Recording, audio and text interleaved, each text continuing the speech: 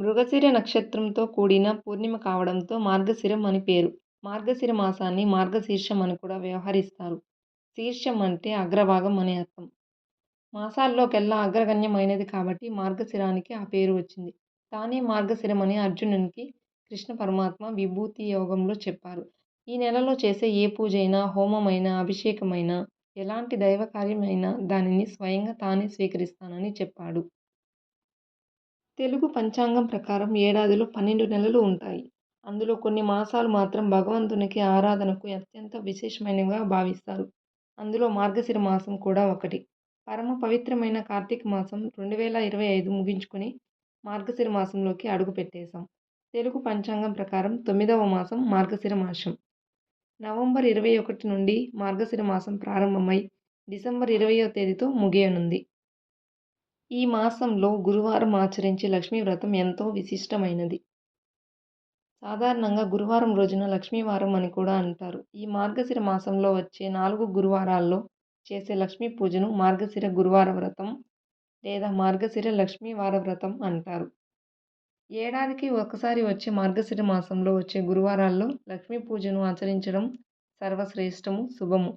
ఈ వ్రతము లక్ష్మీదేవికి ప్రీతికరమైనదని పరాశర మహర్షి నారద మహర్షికి చెప్పినట్టు పెద్దలు చెబుతారు.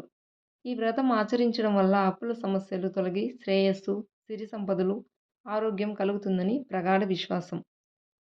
కార్తీక మాసంలో పుణ్యనదీ స్నానాలతో తరించిన భక్తులు మార్గశిరంలో భగవంతుడి చింతలో తన్మయత్వం పొందుతారు. ఏడాదిలో వచ్చే 24 ఏకాదశుల్లో అన్నీ పవిత్రమైనవే అయినా వైకుంఠ ఏకాదశి మరింత ప్రత్యేకం. అన్ని ఏకాదశుల్ని చంద్రమానం ప్రకారం గణిస్తే వైకుంఠ ఏకాదశిని సౌరమానాన్ని పరిగణలోకి తీసుకుంటారు. సూర్యుడు ఉత్తరాయణానికి మారే ముందు వచ్చే ధనుర్మాస శుద్ధ ఏకాదశినే ముక్కోటి ఏకాదశి అని చెబుతారు. వైకుంఠ ఏకాదశి, ముక్కోటి ఏకాదశి, స్వర్గ ఏకాదశి, మోక్ష ఏకాదశి అని పిలిచి ఈ ఏకాదశి రోజు వైకుంఠంలోని వాకిళ్లు తెరుచుకుంటాయని చెబుతారు.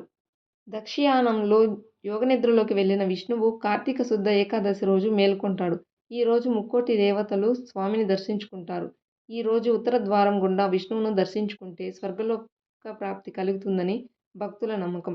మార్గశిర శుద్ధ ఏకాదశిని గీతా జయంతిగా జరుపుకుంటారు. అంటే భగవద్గీత లోకానికి అందిన రోజు ఇది. ఇంత పవిత్రమైన మార్గశిర మాసంలో చేసే ఏ పూజైనా, అభిషేకాలు అయినా, హోమాలైనా తానే స్వీకరిస్తానని ఆ విష్ణు భగవానుడు తెలియజేశాడు. ఈ మార్గశిర మాసంలోనే సూర్యుడు ధనురాశిలోకి ప్రవేశిస్తాడు. అయితే సూర్యుడు ధనుసు రాశిలో నుంచి మకర రాశిలోకి ప్రవేశించే వరకు అంటే సంక్రాంతి వరకు ఉండే నెల రోజుల కాలాన్ని ధనుర్మాసంగా భావిస్తారు. ఈ మాసం విష్ణుమూర్తికి చాలా ప్రీతికరమైనది. వైష్ణవులకు ధనుర్మాసం అత్యంత ముఖ్యమైనది. వైష్ణవాలయాలను దర్శించుకునేందుకు, శ్రీమన్నారాయణుడిని అర్చించుకునేందుకు ఈ ధనుర్మాసము చాలా ప్రధానమైందని పండితులు చెబుతారు. మార్గశిర కాత్యాయని వ్రతం గురించి తెలుసుకుందాం. మన శాస్త్రాలు చెబుతున్న దాని ప్రకారం శ్రీకృష్ణుణ్ణి భర్తగా పొందడానికి గోకులంలో గోపికలు చేసిన వ్రతమే ఈ కాత్యాయని వ్రతం. పవిత్రమైన మార్గశిర మాసంలో గోపికలు కాత్యాయని వ్రతం ఆచరించి శ్రీకృష్ణుణ్ణి భర్తగా పొందారట.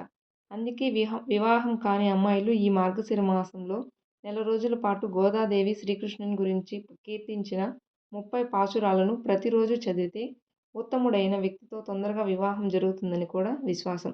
తమలోని భక్తి భావం స్థిరమయ్యేలా గోదాదేవి రచించిన పాశురాలను చదవడం ఈ ధనుర్మాసం యొక్క ప్రత్యేకతలు. ఇంకా చెప్పాలంటే ద్వాపర యుగంలో ఈ మార్గశిర మాసం నుంచే కొత్త సంవత్సరం ప్రారంభమయ్యేదని మహాభారతం ద్వారా తెలుస్తుంది. ఈ వీడియో మీకు నచ్చినట్లయితే సబ్స్క్రైబ్ చేసుకోండి, లైక్ చేయండి, షేర్ చేయండి. Thank you.